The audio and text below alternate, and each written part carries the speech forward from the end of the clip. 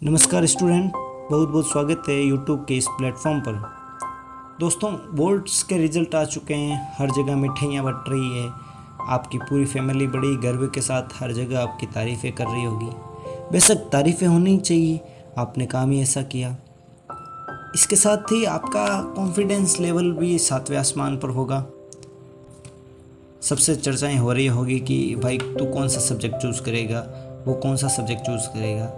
लेकिन इन सब के चलते आपको बहुत सारे कन्फ्यूज़न हो रहे होंगे, क्योंकि आपकी फैमिली ने आपके लिए जो 11th क्लास का जो सब्जेक्ट है उसके बारे में कुछ और सोचा होगा, आपके वाले ने कुछ और सोचा होगा, और आपके बेस्ट फ्रेंड ने कुछ और सोच रखा है। और आपके आसपास के जो ज्ञानी लोग हैं वो आपको अलग ही ज्ञान परोस रहे हैं इस चीज़ के संबंध में। तो आपका मन अपने इंटरेस्ट साथ ही और जो अपने ड्रीम्स हैं इन सब के बीच कहीं ना कहीं एक फ्रीक्वेंट कर रहा है, डगमगा रहा है। और आप बोर्ड्स के रिजल्ट के बेस पे भी कुछ सब्जेक्ट में कन्फ्यूज़न हो रहे होंगे। दोस्तों, एक बात है कि हर युद्ध और जंग के लिए एक सटीक रणनीति और एक अच्छी प्लानिंग का रोल आपकी जीत के अंदर बहुत अधिक होता है। एक बहुत फेमस कोटेशन है कि over goals can only reached through the vehicle of plan, there is no other route to success. उसके साथ ही दूसरा जो कोटेशन है कि a vision without strategy remains an illusion. बिल्कुल ये सही भी बात है। अगर आपके पास एक बेस्ट प्लानिंग नहीं है तो फिर वो एक इल्यूजन ही लगेगा ना, कि आप किस रास्ते पे जा रहे हो, आप क्या अचीव करना चाह रहे हो, और जो आप अचीव करना चाह रहे हो क्या आप सच में उस बात पर है या नहीं है। इसलिए आपको भी एक अच्छी प्लानिंग के साथ बहुत कम समय में एक अच्छा और एक ऊंचा लक्ष्य हासिल करना है। तो चलो आज के इस वीडियो में हम इसी पे थोड़ी बात करते हैं। दोस्तों, आपने अब 10th क्लियर कर ली है और अब आपको 11th का एक सब्जेक्ट चूज़ करना है, ठीक है, जो आप शायद आपकी लाइफ टाइम आपके साथ रहेगा। इस कन्फ्यूज़न को दूर करने के लिए जो कुछ फैक्टर्स हैं उनमें सबसे बड़ा जो फैक्टर है वो है आपका इंटरेस्ट। देखो, इसका सीधा सिंपल सा फंडा है। आपने 10-12 साल की पढ़ाई में आपको ये तो ज़रूर सीखा होगा कि क्लास के ऐसे कौन से सब्जेक्ट हैं, फैक्टर नंबर 1, जो आपको आसानी से याद हो जाते हैं, जिनको आप कभी भी पढ़ सकते हैं, ठीक है, चाहे रात हो, दिन हो, सुबह हो, शाम। तीसरा जो फैक्टर है वो है कि ऐसा कौन सा सब्जेक्ट है जिसको आप लगातार लंबे टाइम तक बिना थकावट के साथ पढ़ सकते हैं। चौथा जो फैक्टर है, आपको अपनी लाइफ के कौन से फील्ड में जाना है। देखिए दोस्तों, आपका जो अब सब्जेक्ट चूज़ करेंगे वही डिसाइड करेगा कि आप किस चीज़ के अंदर इंटरेस्ट दिखा रहे हो, और आपका जो लाइफ की जो स्क्रिप्ट लिखी जाएगी वो इसी के आधार पर होगी। शायद मतलब पॉसिबिलिटीज़ ज़्यादा है कि इसी के आधार पर होगी। बाकी आप अपना जो सब्जेक्ट चेंज कर लेते हो वो एक अलग बात है आगे जाके। तो जैसे आपको सिविल सर्विसेज के जाना है, डिफेंस में जाना है, पुलिस में जाना है, accounting, business, science and research, medical, startup, जिनकी हम आगे बात करेंगे। ये 2 फैक्टर कौन से, आपका इंटरेस्ट और आपका जो फ्यूचर आप डिसाइड कर रहे हो कि आपको कौन से फील्ड के अंदर जाना है, ये दोनों ही आपकी आने वाली 11th, 12th, ग्रेजुएशन और आपकी लाइफ का रिजल्ट डिसाइड करेंगे। क्योंकि इन सब के साथ आपको लंबे समय तक रहना है, अपना 100% देकर शानदार अचीवमेंट गेन करना है। लेकिन ये बात याद रखिए कि आप 100% तभी दे पाओगे जब वो सब्जेक्ट आपके दिल के पास होगा, आगे के लिए एक अच्छी प्लानिंग होगी। जो सब्जेक्ट आपको आसानी से याद होता है, आसानी से आप समझ लेते हो, जिसमें आप बेस्ट स्कोर कर लेते हो, वो सब्जेक्ट आपका प्लस पॉइंट बन जाएगा, जिसमें आप कम इनपुट और कम समय में एक इफ़ेक्टिव आउटपुट दे सकते हैं। बाकी बचे टाइम में आप उन एडिशनल सब्जेक्ट में लगा सकते हो जो आपके मेन सब्जेक्ट के साथ हैं। जैसे मैथमेटिक्स और फिजिक्स मान लीजिए आपका मेन सब्जेक्ट है, दोनों ही कॉन्सेप्चुअल है, और इसमें अगर आपका इंटरेस्ट है, इसमें कम टाइम स्पेंड करके भी आप अच्छा स्कोर कर पाते हो, तो अपना जो टाइम है वो दूसरे सब्जेक्ट के अंदर डाल सकते हो, ठीक है। जैसे हिंदी हो गई, इंग्लिश हो गई, केमिस्ट्री, बायोलॉजी, इनमें अपना जो बचा हुआ टाइम स्पेंड करके या बेस्ट टाइम और स्कोर मैनेज कर सकते हैं। जैसे हिस्ट्री और पॉलिटी पे आपकी अच्छी कमांड है, वो एक्स्ट्रा टाइम आप जियोलॉजी में लगा सकते हो, जियोग्राफी में लगा सकते हो। इस तरह हर सब्जेक्ट पे आपकी पकड़ धीरे धीरे मजबूत होती चली जाएगी। आने वाले बोर्ड्स एग्ज़ाम में आप आसानी से मतलब 95% गेन कर सकते हो।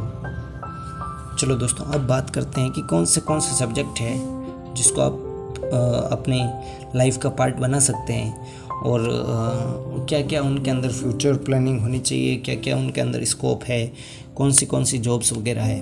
दोस्तों, सबसे पहला जो आपका सब्जेक्ट आता है वो है PCM, फिजिक्स केमिस्ट्री मैथमेटिक्स, जिसमें आगे आप इसके अंदर BSc कर सकते हैं। BSc के बाद MSc करके अपना एक शानदार करियर बना सकते हैं।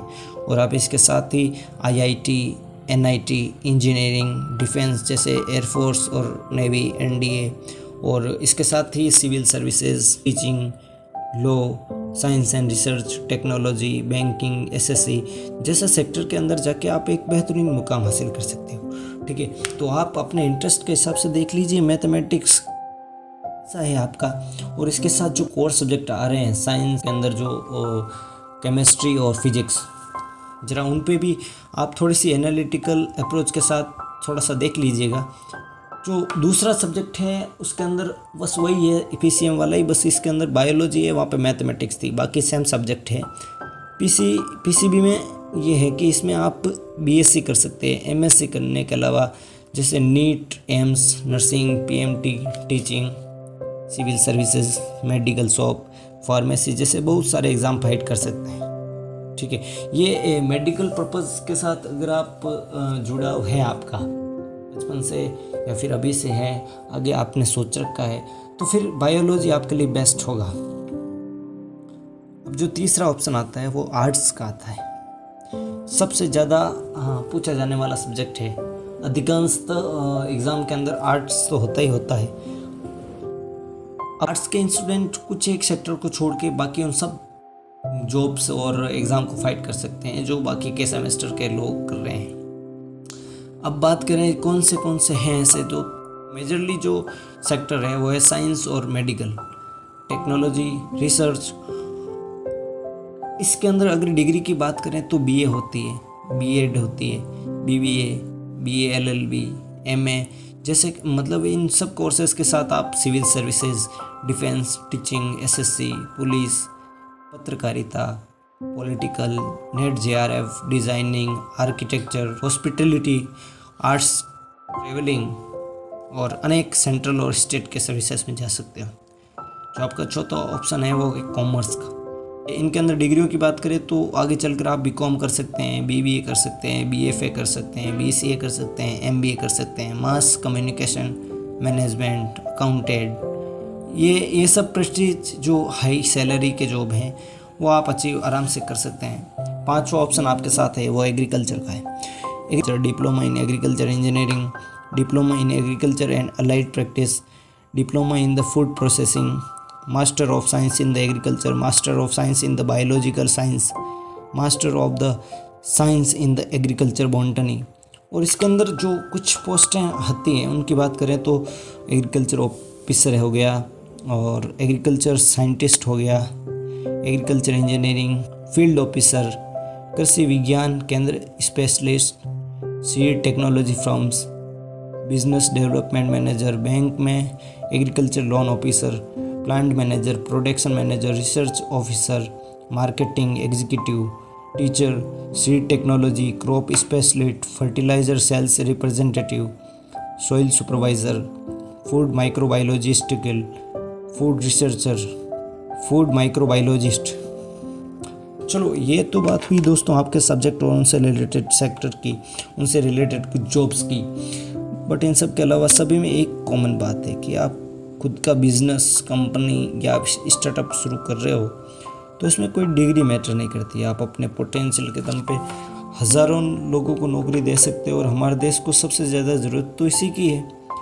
तो आप अच्छी बात है, आपने जो अपने स्तर पर ड्रीम क्रिएट किया है वो अच्छी होना ही चाहिए।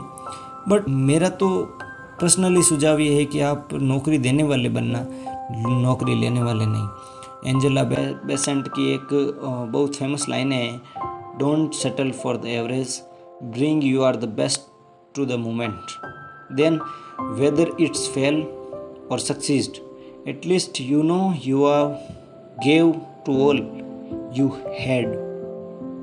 आपको कम के साथ कभी समझौता नहीं करना, ऊंचे से ऊंचा लक्ष्य निर्धारित करना है, आपको वो सब उसको देना है जो आपके पास है, क्योंकि जितनी ऊंची छलांग लगाओगे अगर गिर भी जाओगे तो बाकी उससे तो ऊपर ही अटकोगे। So take the highest jump and get highest of world. Thank you so much.